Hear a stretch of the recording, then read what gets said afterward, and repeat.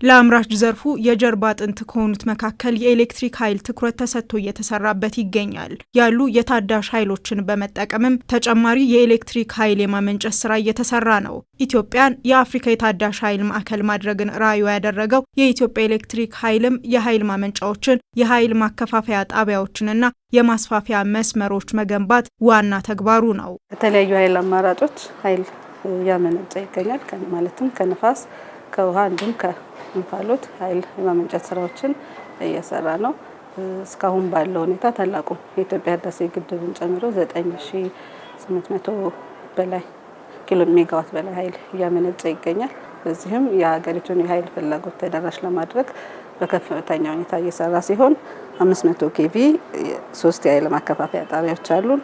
400 ኬቪ 11 የኃይል ማከፋፈያ ጣቢያዎች አሉ። 230 132 ደግሞ 79 የኃይል ማከፋፈያ ጣቢያዎች ሲኖሩን ከ21000 ኪሎ ሜትር በላይ ማስተላለፊያ መስመሮችን ገንብቷል። የኃይል አቅርቦትን አስተማማኝ ለማድረግ ከሚሰራው ስራ ባለፈ ከፍተኛ የኤሌክትሪክ ፍላጎት ባለባቸው አካባቢዎች ነባር ግንባታዎች ላይ የማዘመንና ተጨማሪ የማስፋፊያ ግንባታዎች በመላ ሀገሪቱ በመከናወን ላይ ይገኛል። ሁሉም የሀገሪቱ ክልሎች እጥረት ባለበት ሁሉ እየተሰራ ነው።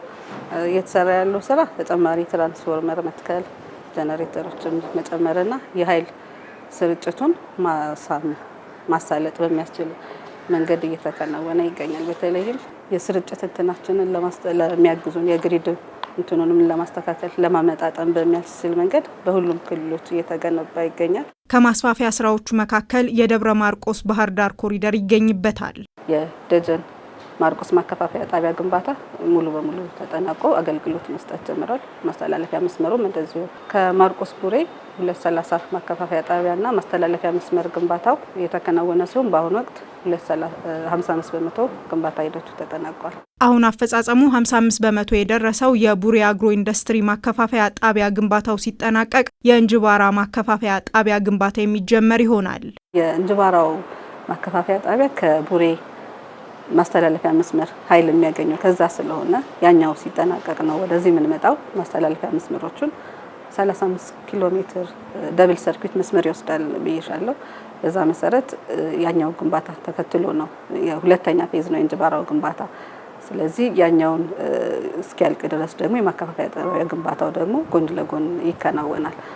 ይህን ተከትሎ ነው የኃይል ተደራሽነትን ለማስፋት እያከናወነ ያለው። በተጨማሪም እንዲሁ በእቅድ የያዛቸው ሌሎች ፕሮጀክቶችም ይኖራሉ። ጊዜው ላይ ይሻል እናደርጋቸዋለን። የእንጅባራ ባለ 230 ኪሎ ቮልት ማከፋፈያ ጣቢያ ከዓለም ባንክ በተገኘ የ19.5 ሚሊዮን ዶላር ብድር የሚገነባ ነው። በአዊ ዞን በእንጅባራ ከተማ የኃይል ማከፋፈያ ጣቢያ ባለ 230 ኃይል ማከፋፈያ ጣቢያ ግንባታ በፕራይም ፕሮጀክት ከተያዙ የልማት እቅዶቻችን ውስጥ አንዱና ዋነኛው ነው። በዚህም ይሄ ማከፋፈያ ጣቢያ ከቡሬ 35 ኪሎ ሜትር ደብል ሰርኪዩት መስመር ማስተላለፊያ መስመር ይወስዳል።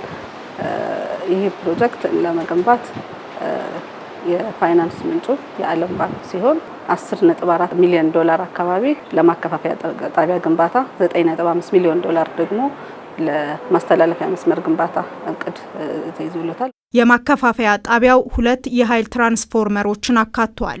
የማከፋፈያ ጣቢያ 230፣ 33 እና 15 ኪሎ ቮልት ያላቸው 2 ፓወር ትራንስፎርመሮች ያሉት ሲሆን እያንዳንዳቸው 63፣ 40 እና 23 ኤምቪኤ የመጫን አቅም ያላቸው ፓወር ትራንስፈሮች አሉት። በተጨማሪም 6 33 እና 6 15 ኪሎ ቮልት ወጪ መስመሮች ያሉት ለዲስትሪቢዩሽን የሚሆኑ ወጪ መስመሮች አሉት። ለእንጅባራ የማከፋፈያ ጣቢያ ግንባታ የገንዘብ ምንጩን በማፈላለግ ላይ እንደቆየ የሚያነሳው የኢትዮጵያ ኤሌክትሪክ ኃይል በባለቤትነት የሚሰራውና የሚቆጣጠረው ሲሆን ግንባታው በሚቀጥለው ዓመት የሚጀመር መሆኑን ተቋሙ እወቁልኝ ብሏል። በዚህ ማስተላለፊያ ጣቢያ እስካሁን ድረስ የማስተላለፊያ መስመር ቅየሳ፣ ማከፋፈያ ጣቢያ ቦታ መረጣና ምርመራ ስራዎች ተከናውነዋል። ማከፋፈያ ጣቢያው ዲዛይን ግንባታ ስራ ተከናውነዋል። የአካባቢ ተጽዕኖ ጥናትም ሙሉ በሙሉ ተጠናቆ ቅድመ ዝግጅት ስራዎች ተጠናቀዋል።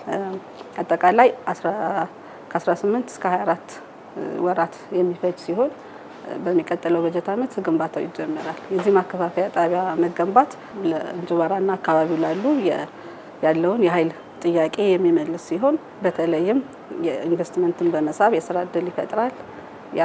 የገጠር ኤሌክትሪፊኬሽን ስራዎችን ለማስፋፋት ያግዛል። እንዲሁም የክልሉን የግሪድ ማስተላለፊያ መስመር ግንባታም ያረጋጋል ተብሎ ይጠበቃል።